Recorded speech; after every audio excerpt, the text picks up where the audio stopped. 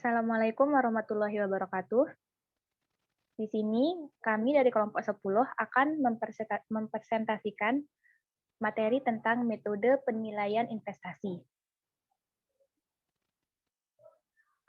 Sebelumnya, saya akan memperkenalkan anggota kelompok kami.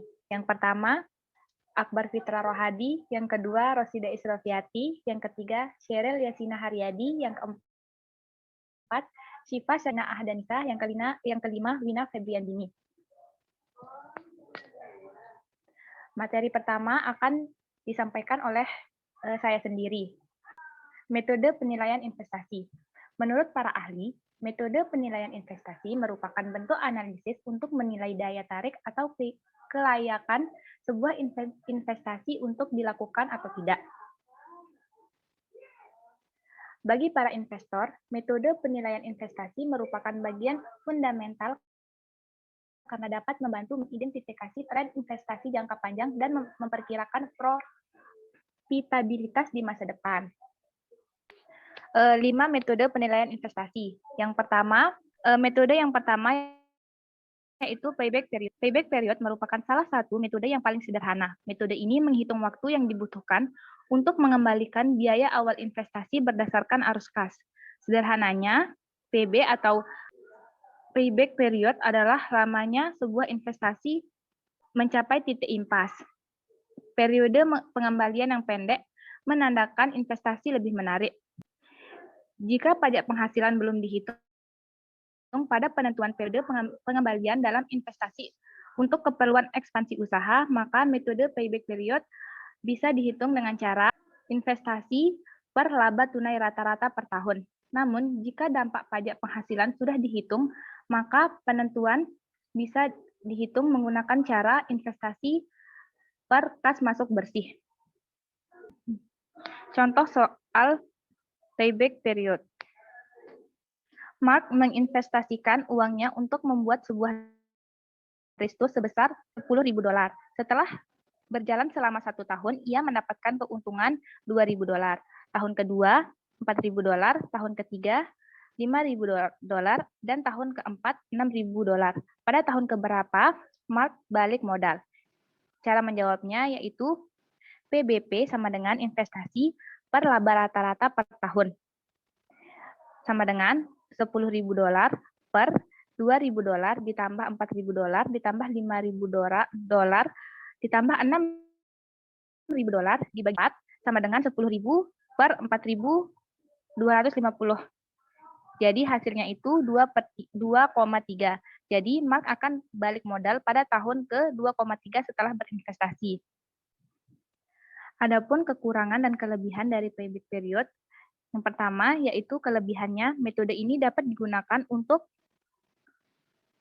menilai proyek investasi yang mempunyai rate of return dan risiko yang sama, sehingga bisa dipilih investasi dengan jangka waktu pengembalian yang paling cepat.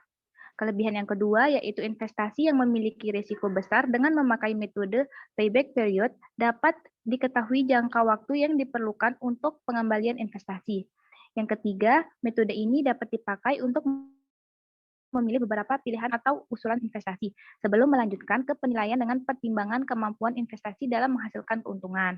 Adapun kekurangannya, yang pertama yaitu metode payback period tidak mengukur tingkat profitabilitas. Yang kedua, metode payback period tidak memperhitungkan nilai waktu untuk suatu uang. Yang ketiga, metode payback period tidak memperlihatkan pendapatan di kemudian hari setelah dana investasi pokok kembali. Materi kedua akan disampaikan oleh Saudara Wina Febriandini. Baik, terima kasih moderator. Materi kedua saya di sini akan menyampaikan net present value, di mana NPV adalah rasio perbedaan antara nilai sekarang dari arus kas masuk dan nilai sekarang dari arus kas keluar selama periode waktu tertentu. Nilai NPV dapat digunakan untuk memperhitungkan nilai uang dan membandingkan alternatif investasi serupa. Jika nilai NPV positif, maka investasi sebaiknya dilakukan. Metode ini dianggap sebagai metode penilaian investasi yang paling baik. Pasalnya, investor dapat menghitung nilai arus investasi masa depan di masa sekarang.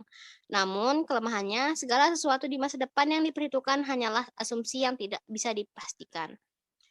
Untuk rumus metode penilaian investasi net value per share atau NPV ini adalah jadi sigma RT dibagi 1 plus I pangkat T, di mana NPV di sini nilai bersih di masa sekarang, RT itu arus kas bersih masuk atau keluar selama periode T investasi, I itu suku bunga, dan T jangka waktu investasi. Dalam bentuk sederhana, NPV juga dapat dihitung seperti berikut. NPV sama dengan nilai saat ini dari arus kas yang diharapkan dikurangi dengan saat ini dari uang yang diinvestasikan. Contohnya, Joni ingin berinvestasi dengan membeli mesin seharga 100 juta dengan suku bunga pinjaman 12%. Joni mengestimasikan arus kas selama 3 tahun ke depan sebesar 50 juta. Apakah investasi Joni tersebut dapat dilanjutkan? Nah, untuk mengetahuinya, kita harus analisis dulu ada terkait apa aja dengan soalnya. Yang pertama, diketahui ada RT atau tadi arus kas bersih selama periode T investasi itu 50 juta dan I atau bunga 12%, T atau periodenya itu 3 tahun, R0 atau investasi awalnya itu 100 juta. Di sini saya cantumkan dalam ribuan rupiah ya. Next. Untuk mencari NPV-nya, kita harus mencari nilai saat ini dari arus kas yang diharapkan dengan cara sigma RT dibagi dengan 1 plus I dibagi T. Di sini 50 juta dibagi 1 plus 0,12 ditambah 50 juta dibagi 1 plus 0,12 pangkat 2 ditambah 50 juta dibagi 1,0,12 1 plus 0,12 pangkat 3. Hasilnya 44.642,8 plus 40.000 plus 35.714,2. Jadi hasil totalnya itu adalah 120.357. Nah, untuk mencari NPV-nya, nilai saat ini dari arus kas yang diharapkan dikurangi dengan nilai saat ini dari yang diinvestasikan.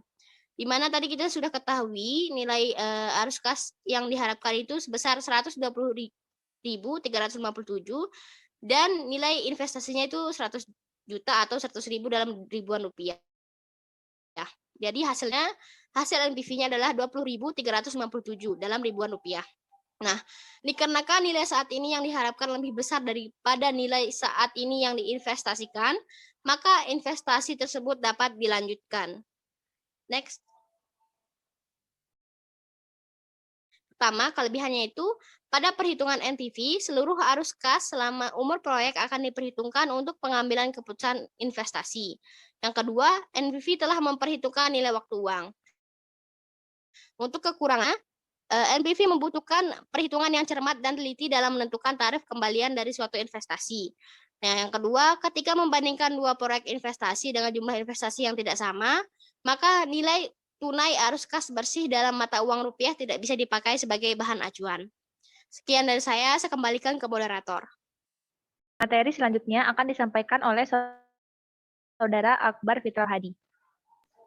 Baik, terima kasih. Di sini saya akan menyampaikan materi tentang internal rate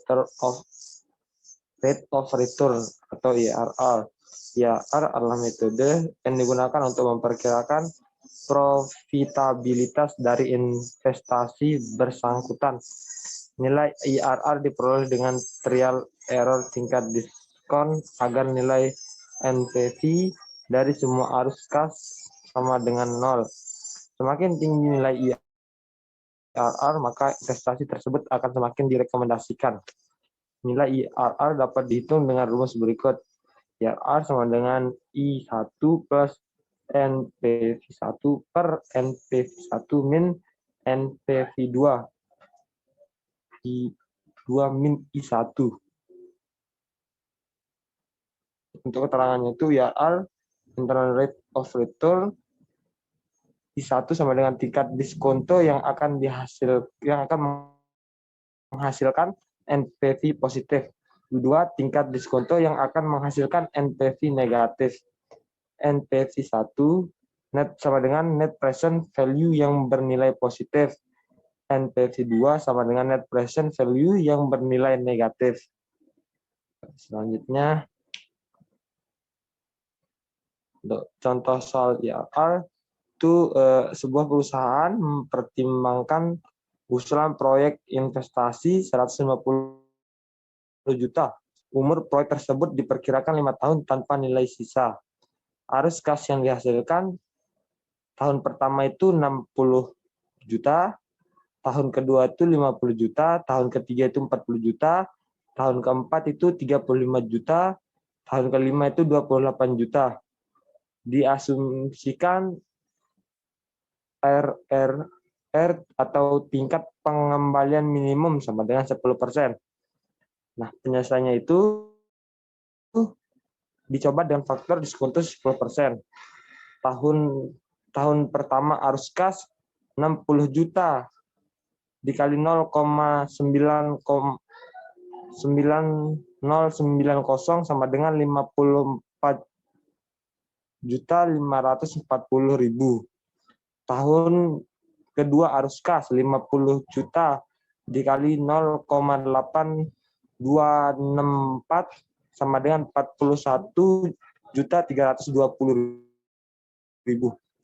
Ketiga arus kas 40 juta dikali 0,7513 sama dengan 30.052.000. Tahun 4 arus kas 35 juta dikali 0,6830 sama dengan 23.900.500. Tahun arus kas kelima 28 juta dikali 0,6209 sama dengan 17.385.200. Total PV-nya itu sama dengan 167.220.200. Investasi awal 150 juta. NPV itu 17.220.200. Dicoba dengan faktor diskonto yang 16%. Tahun pertama arus kas 60 juta dikali 0,8621 sama dengan 51.726.000. Tahun arus kas kedua 50 juta dikali 0,7432 sama dengan 37.160.000. Tahun arus kas ketiga 40 juta dikali 0,6417 sama dengan 25.668.000. Tahun arus kas keempat 35 juta dikali 0,5523 sama dengan 19.330.500. Tahun arus kas kelima 28 juta dikali 0,419 sama dengan 17.973.200. Total PV-nya itu sebanyak 100.131.700. Investasi awal itu 150 juta. NPV-nya itu sama dengan minus 49.868.300. Untuk perhitungan interpolasi itu selisih bunga 6%, selisih PV itu 67.070.500. Untuk selisih PV dan investasi awal itu 17.222.500. 14.200. IRR itu sama dengan 10% ditambah 17.202.200 atau 67.070.500 kali 6%. IRR-nya itu 11,5388%. Simpelnya proyek investasi tersebut bisa diterima karena IRR lebih 10%. Di sini untuk kelebihan metode internal rate of return itu yang pertama itu metode IRR mengutamakan aliran kas awal dibandingkan aliran kas akhir. Dan itu yang kedua, metode ini juga telah memperhitungkan nilai waktu dari uang. Untuk kekurangan dari metode internal rate of return, yang pertama itu metode IRR tidak mempertimbangkan dana investasi yang nilainya berbeda-beda untuk macam-macam proyek yang sedang dibandingkan dan probabilitas nominal setiap proyek. Itu yang kedua, proses perhitungan IRR cukup susah dan memakan banyak waktu, terutama apabila arus kas yang terjadi tidak sama besar. Yang ketiga, apabila terdapat kondisi seperti beberapa aliran kasus yang negatif, maka proyek mungkin akan menghasilkan lebih dari satu angka IRR. Dan yang keempat, tingkat bunga yang dihitung dalam metode IRR menggunakan angka yang sama untuk setiap tahun dalam usia ekonomisnya. Sekian yang bisa saya sampaikan. Kurang lebihnya mohon maaf. Saya kembalikan kepada moderator. Materi selanjutnya akan disampaikan oleh Saudari Syifa Sakinah Ahdanisa. Baik, terima kasih moderator. Di sini saya akan menyampaikan materi mengenai Accounting Rate of Return atau ARR. Accounting Rate of Return ini adalah metode penilaian investasi untuk mengukur besar keuntungan yang diperoleh dari sebuah investasi. Nilai ARR menyatakan persentase laba bersih terhadap jumlah modal investasi awal. Jadi semakin tinggi nilai ARR-nya, maka investasi dinilai semakin menguntungkan.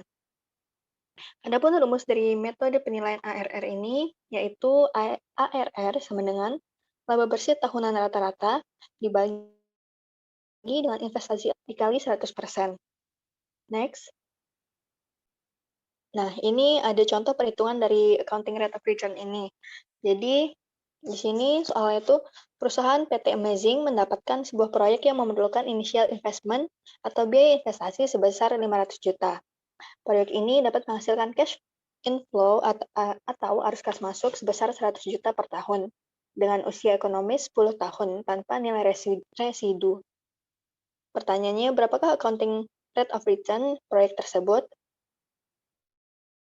Nah, kan diketahui biaya investasinya sebesar 500 juta, usia ekonomisnya 10 tahun, cash inflow per tahunnya 100 juta, adapun depresiasi per tahunnya 50 juta.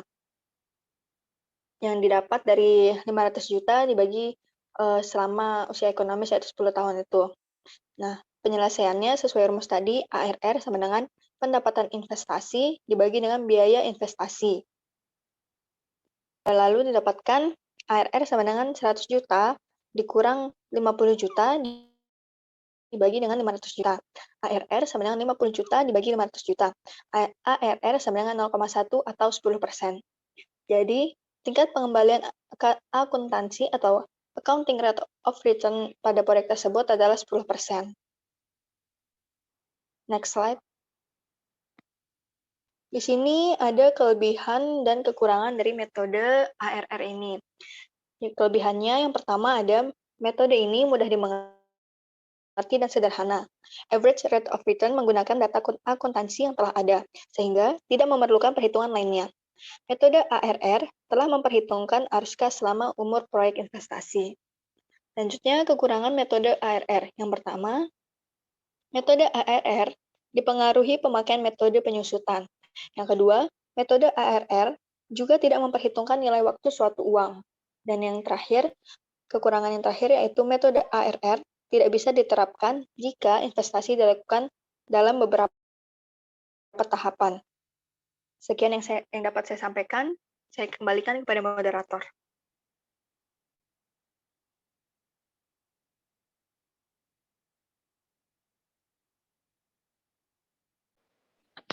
Materi terakhir akan disampaikan oleh Saudari Sheryl Yasina Haryadi. Baik, terima kasih kepada moderator. Kali ini saya akan menjelaskan tentang Profitability Index atau dalam bahasa Indonesia biasa disebut indeks profitabilitas. Indeks profitabilitas merupakan metode pengukuran rasio nilai sekarang dari arus investasi di masa depan terhadap jumlah investasi awal. Nilai PI yang lebih besar dari 1 dianggap sebagai investasi yang baik. Nilai indeks profitabilitas dapat dihitung dengan menggunakan rumus sebagai berikut, yaitu indeks profitabilitas sama dengan nilai sekarang dari arus kas di masa depan dibagi investasi awal. Lalu untuk contoh soal indeks profitabilitas adalah suatu perusahaan memiliki nilai aliran kas masuk sebesar 16.454.000 dan nilai investasi sebesar 15 juta. Bagaimana pengambilan keputusan investasi tersebut berdasarkan kondisi di atas? Diketahui nilai sekarang dari arus kas adalah 16.454.000 dan investasi awal sebesar 15 juta. PI sama dengan nilai sekarang dari arus kas di masa depan dibagi investasi awal. PI sama dengan 16.454.000 dibagi 15 juta. PI sama dengan 1,097. Dikarenakan PI adalah 1,097 yang dimana lebih besar daripada 1, maka usulan investasi tersebut diterima. Lalu untuk kelebihan dari metode indeks profitabilitas ini, metode indeks profitabilitas ini memperhitungkan tingkat bunga yang akan dipakai terlebih dahulu. Yang kedua, metode indeks profitabilitas ini akan memperhitungkan nilai waktu suatu ruang. Untuk kekurangannya, indeks profitabilitas memiliki kekurangan yaitu metode ini memberikan keputusan yang sama dengan metode net present value atau NPV apabila digunakan untuk menilai suatu usulan proyek yang sama. Sekian dari saya, kembali ke moderator. Sekian presentasi dari kelompok kami, kurang lebihnya mohon maaf. Wassalamualaikum warahmatullahi wabarakatuh.